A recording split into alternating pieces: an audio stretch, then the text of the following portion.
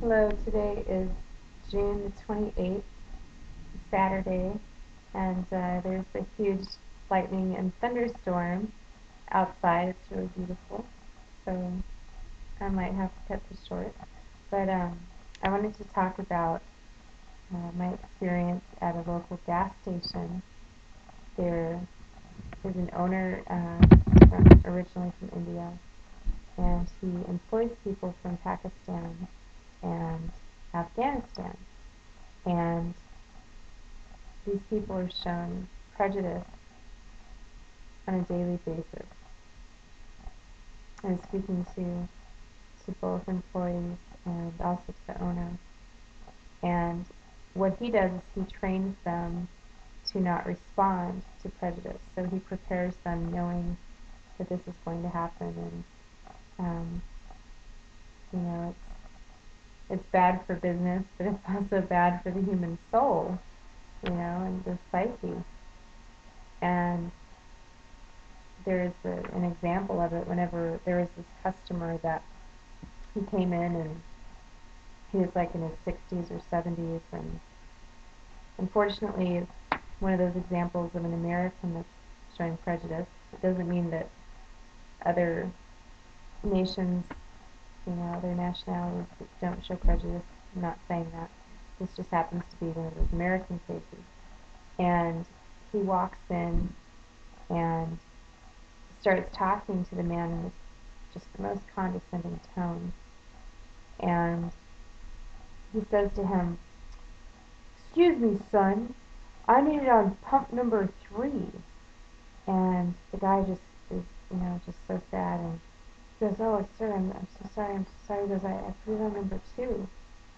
And he goes, "Last time I went to school, that was a number 3. That's what I told you I wanted it on." He's like, "Oh, but you go to school where they probably rode camels to school." And I was shocked. I was just I was in shock that the guy was saying that. I was trying to figure out like if there was some sort of like they knew each other and they just did this whole racist bigotry, I don't know, prejudice joking back and forth, which in and of itself is sick, but if they're both partakers of it, I mean, who's going to say anything?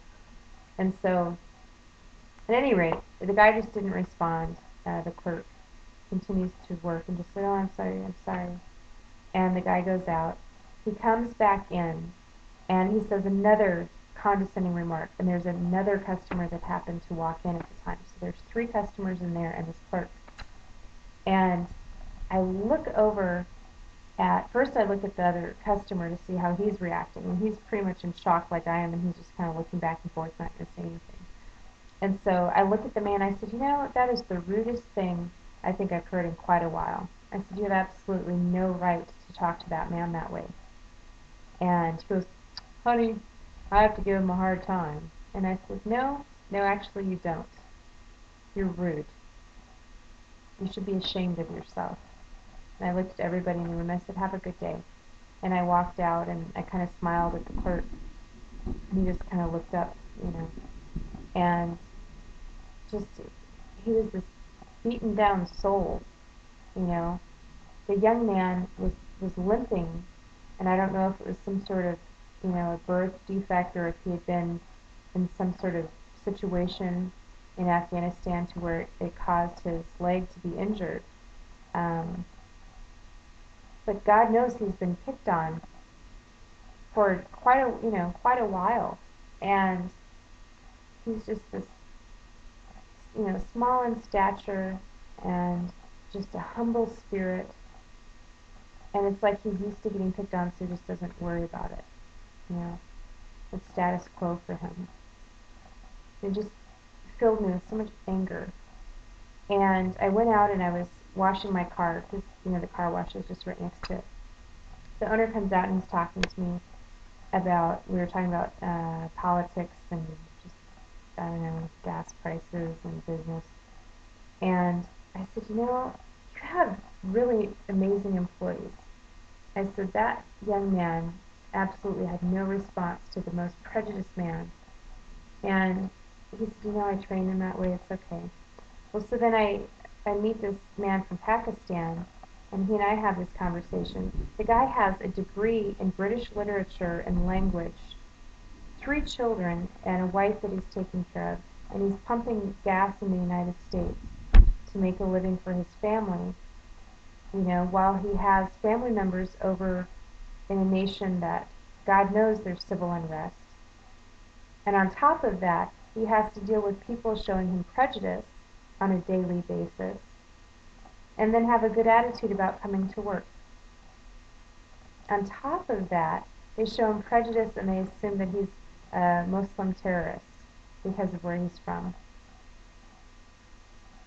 We should be ashamed of ourselves as Americans, for the representation of the American people that we're projecting to the global community.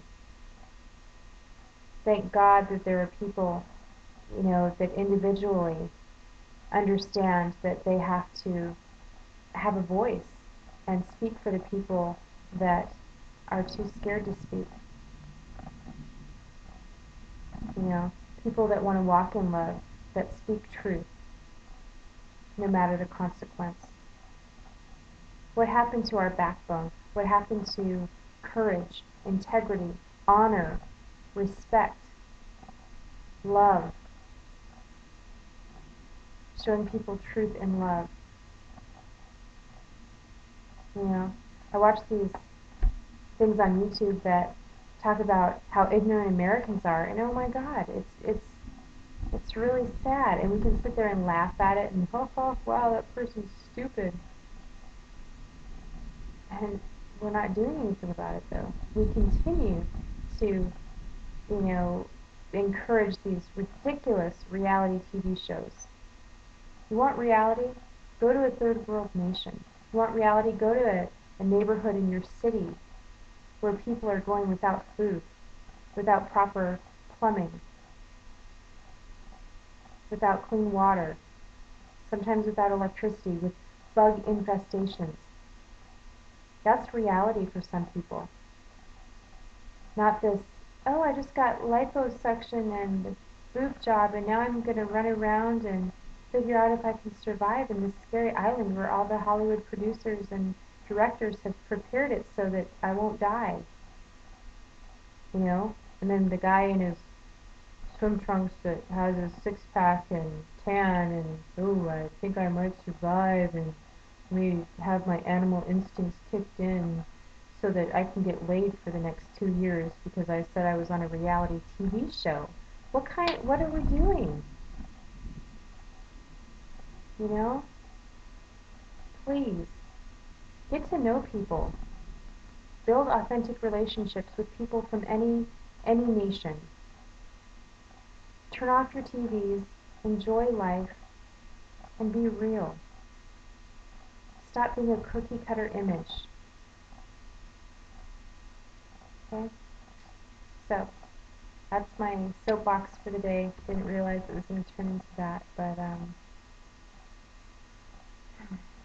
going to paint. I'm going to enjoy the thunderstorm.